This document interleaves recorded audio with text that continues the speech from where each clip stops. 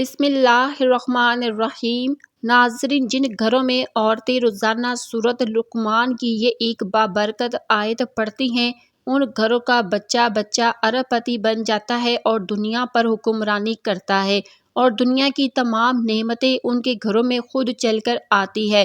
اس ایک آیت کا معجزہ دیکھ کر آپ بھی خود حیران ہو جائیں گے۔ یہ عمل کرنے والوں کی زندگی بدل جاتی ہے۔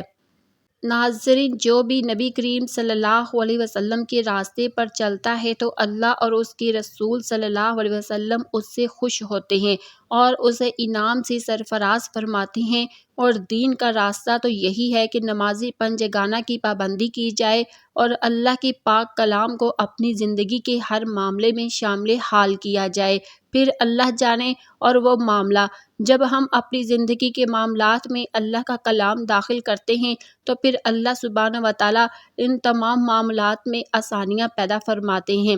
سورۃ لقمان کی مدد سے دنیا پر حکمرانی کرو۔ جو لوگ آپ کو تنگ کرتے ہیں اور پریشان کرتے ہیں، ان کو ایک آیت کے وظیفے سے حیران پریشان کرو۔ لوگوں کا دل جیتنا چاہتے ہو، لوگوں کے دل میں اپنے لیے عزت اور احترام پیدا کرنا چاہتے ہو، لوگوں کو اپنی مرضی کے مطابق چلانا چاہتے ہو، لوگوں سے اپنی کوئی خاص بات منوانا چاہتے ہو، یا اگر کوئی ظالم آپ کو تنگ کر رہا ہے، آپ پر ظلم و ستم کر رہا ہے اور اس سے اپنی جان چھڑوانا چاہتے ہو، تو سورۃ لقمان کی اس ایک آیت کا وظیفہ کر لو۔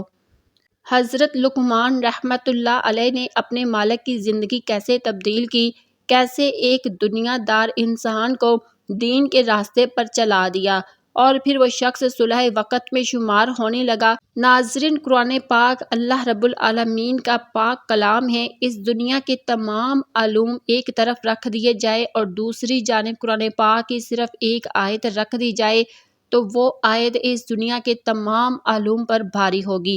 یہی وجہ ہے کہ ہمارے پیارے نبی کریم صلی اللہ علیہ وسلم آخر الزماں حضرت محمد صلی اللہ علیہ وسلم نے قرآن سیکھنے اور اسے دوسروں کو سکھانے پر بہت زیادہ زور دیا ہے۔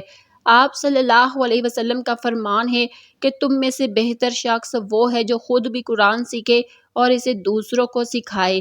لہٰذا قرآن کی آیت کو سیکھنا اور ان کے وظائف سے اللہ پاک کے سامنے اپنی حاجات پیش کرنا عین دین اسلام ہے، قرآن و حدیث سے ثابت ہے۔ ناظرین، آج کی اس معلوماتی ویڈیو میں سورۃ لقمان کی ایک آیت کا وظیفہ بیان کیا جا رہا ہے، اور یہ ایک آیت بھی مکمل نہیں پڑھنی بلکہ اس کا کچھ حصہ پڑھنے سے ہی آپ پوری دنیا پر حکمرانی کرنے والے بن سکتے ہیں، دوسروں کے دلوں میں اپنی عزت اور اپنا وقار پیدا کر سکتے ہیں، اور آپ کے ایسے کام جو بگڑے ہوئے ہیں یا مشکلات کا شکار ہیں، اپنے ان کاموں کو اس وظیفے کی مدد سے حل کروا سکتے ہیں۔ سورۃ لقمان قرآن پاک کی ایک انتہائی خوبصورت سورت مبارکہ ہے جس سے حکیم لقمان نامی ایک شخصیت کا وجود ثابت ہے، جسے اللہ نے حکمت عطا کی اور کہا کہ اللہ کا شکر ادا کرو۔ اس میں حکیم لقمان کے نسب اور خاندان کی بابت تو کوئی ذکر نہیں کیا گیا، البتہ اس میں ان کے حکیمانہ مقولات کا تذکرہ ضرور ہے۔ تاہم قدیم تاریخ اس امر کی گواہی دیتی ہے کہ اس نام کا ایک شخص سرزمین عرب پر موجود تھا، لیکن بعض مصورین مؤرخین انہیں حضرت داؤد علیہ السلام کا مصاحب بتاتے ہیں۔ بہرحال عرب حکیم لقمان کو ایک مشہور شخصیت تسلیم کرتے ہیں اور صحیفہ لقمان کے نام سے ان کے حکیمانہ اقوال کو قدر و منزلت کی نگاہ سے دیکھتے ہیں۔ ابن جریر، ابن کثیر اور سہیلی جیسے مستند مؤرخین کی رائے ہے کہ مشہور لقمان حکیم افریقی نسل تھے اور عرب میں ان کی آمد بحیثیت غلام ہوئی تھی۔ ابن کثیر کے بقول لقمان نبی نہیں تھے اور نہ ان پر وحی نازل ہوئی۔ قرآن مجید کی کسی سورت میں بھی ایسا کوئی اشارہ موجود نہیں جو لقمان کے نبی یا رسول ہونے پر دلالت کرتا ہو۔ ایک روایت میں ہے کہ حضرت ابن عباس کا یہ قول نقل کیا ہے کہ وہ نبی تھے مگر رسول نہیں تھے، لیکن بیشتر علماء سیر ابن اسحاق کے اس قول سے اتفاق نہیں کرتے۔ کہتے ہیں کہ ایک مرتبہ وہ کہیں جا رہے تھے کہ سڑک کے کنارے ایک مسافر کو بیٹھے دیکھا۔ مسافر نے حکیم لقمان کو آتے دیکھا تو دریافت کیا، کیوں جناب، کیا آپ بتا سکتے ہیں کہ میں یہاں سے شہر کتنی دیر میں پہنچ جاؤں گا؟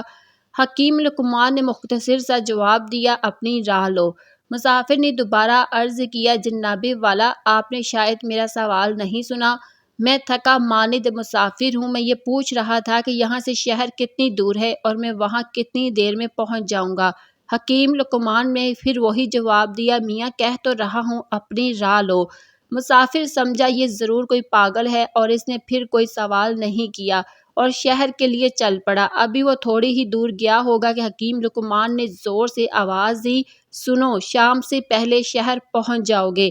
مسافر رک گیا اور واپس آ کر دریافت کیا، خوب، جب پوچھ رہا تھا تب تم نے کوئی جواب نہ دیا اور اب میں جواب سے مایوس ہو کر چل پڑا تو تم چیخ کر جواب دے رہے ہو، یہ کیا بات ہوئی؟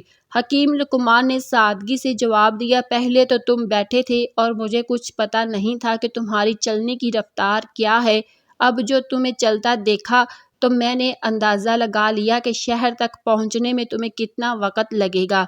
لقمان حکیم کے بارے میں کہا جاتا ہے کہ آپ کی دانش مندی مسلم تھی۔ آپ کے آقا نے آپ کو بیچنے کے لیے پیش کیا تو ایک آدمی جو کاشتکار تھا آپ کو خرید لیا اور اپنے ساتھ گھر لے گیا۔ آپ سارا دن اس کی خدمت میں مصروف رہے حتیٰ کہ رات آ گئی۔ جب آپ نے عشاء کی نماز پڑھی تو آپ کا آقا سو گیا، لہٰذا آپ ایک خالی کمرے میں تشریف لے گئے اور نماز ادا کرنے لگے۔ جب رات ایک پہر بیت چکی تو آپ نے اپنے آقا سے کہا، میرے آقا، وحشت کو آراستہ کر دیا گیا ہے اور جہنم کو بھڑکا دیا گیا ہے۔ جو شخص آخروی نعمتوں کو حاصل کرنا چاہتا ہے وہ اتنا زیادہ سویا نہیں کرتا۔ مالک نے جواب دیا، اے غلام، چلے جاؤ، میرا رب بڑا غفور رحیم ہے۔ یہ کہہ کر وہ پھر سو گیا اور حضرت لقمان اپنی جگہ واپس آ گئے اور پھر نماز میں مشغول ہو گئے۔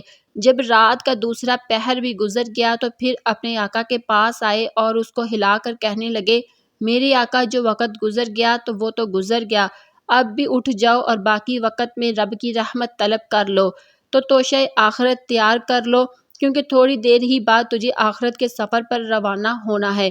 اب کے مالک نے پھر جواب دیا کہ اے غلام، چلے جاؤ، مجھے سونے دو، میرا رب بڑا غفور رحیم ہے اور نہایت مہربان ہے۔ حضرت لقمان پھر اپنی جگہ واپس آ گئے اور نماز ادا کرنے لگے۔ رات کا تیسرا پہر بیت گیا اور صبح ہونے کے قریب ہو گئی تو آپ پھر اپنے مالک کے پاس آ گئے اور کہا، میرے آقا، اب تو پرندے بھی اپنے گھونسلوں سے نکل کر ذکر میں مشغول ہو چکے ہیں اور بیابانوں میں جنگلی درندے بھی اپنے ٹھکانوں کو چھوڑ کر اللہ تعالیٰ کی حمد و ثنا میں مصروف ہیں۔ آپ بھی اپنے رب کی بارگاہ سے جو بھی مانگنا چاہتے ہیں تو اس کے لیے یہ بہترین وقت ہے۔ مالک نے جواب دیا، اے غلام، مجھے کچھ دیر اور سونے دو، میرا رب بڑا غفور اور مہربان ہے۔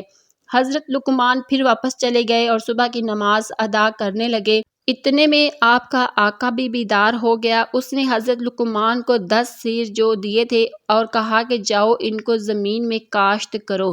حضرت لقمان جو لے کر اپنے پڑوسی کے پاس گئے اور اس کو دے دیا اور اس کے بدلے میں باجرہ لیا اور زمین میں باجرہ کاشت کر دیا۔ کچھ عرصے بعد وہ باجرہ اگ گیا تو لقمان اور ان کا مالک زمین پر چکر لگانے گئے۔ جب اس نے زمین میں باجرہ اگا دیکھا تو کہنے لگا، اے لقمان، میں نے تو تجھے کہا تھا کہ زمین میں جو بوجنا ہے، لیکن تو نے باجرہ کیسے بو دیا؟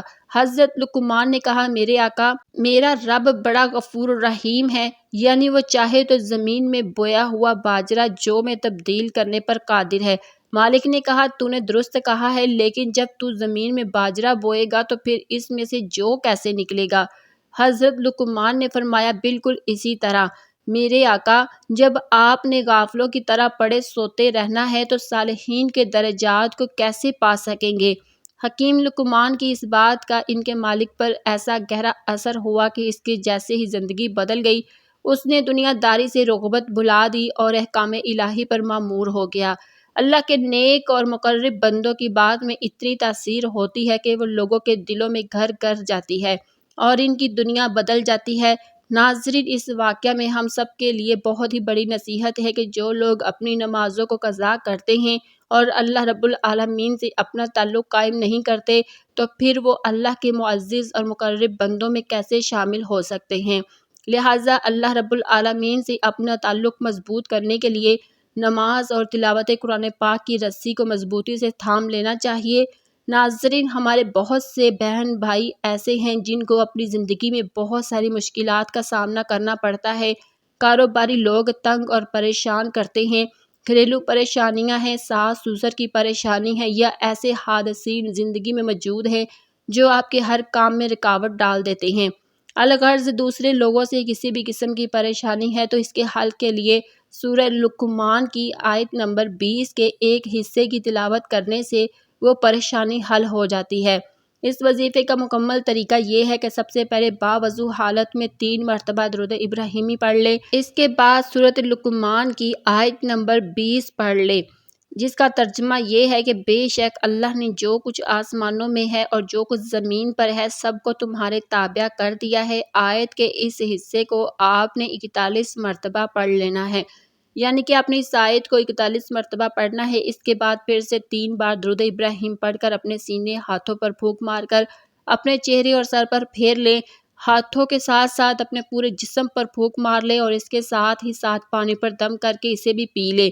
یہ عمل کم سے کم 7 دن لگاتار کرے اور اگر اسے اپنا ہر روز کا معمول بنا لیں تو بہت ہی زبردست عمل ہے، مختصر سا عمل ہے، کسی بھی نماز کے بعد کر سکتے ہیں۔ جیسے جیسے یہ عمل کریں گے تو آپ خود دیکھیں گے کہ کس طرح سے لوگ آپ کو عزت اور احترام دینا شروع کر دیں گے۔ وہی لوگ جو آپ سے حسد کرتے تھے اور آپ کو دیکھ کر منہ چڑھاتے تھے، خواہ وہ کوئی قریبی رشتہ دار ہو یا کوئی کاروباری افراد ہو، کوئی شریکے والے رشتہ دار ہوں یا کوئی کاروباری شراکت دار ہوں، ناظرین چند ہی دنوں کے عمل سے انشاءاللہ وہ آپ کو خصوصی توجہ دینے لگیں گے، آپ کی گفتگو سننے لگیں گے اور آپ کی ہر بات تسلیم کرنے لگیں گے۔ آپ جس شخص سے جو بھی کام لینا چاہیں گے وہ من پسند خوشی سے آپ کی ہر بات ماننے کے لیے تیار ہوگا۔ جان لیجئے کہ یہ معمولی عمل نہیں ہے، کلام پاک سے لیا گیا ہے، مجرب اور خاص الخاص عمل ہے۔ اس عمل کو ہرگز معمولی نہ سمجھیے گا اور خاص توجہ اور یقین کے ساتھ اس عمل کو کرنا شروع کر دیں۔ انشاءاللہ دیکھتے ہی دیکھتے آپ کے حالات بدلنے لگیں گے، تمام بگڑے کام اللہ پاک کی رضا سے حل ہونے لگیں گے۔ اللہ پاک سے دعا ہے کہ نیکی کی بات کو سننے، سمجھنے اور اس پر عمل کرنے کی طاقت اور توفیق عطا فرمائے۔ آمین یا رب العالمین۔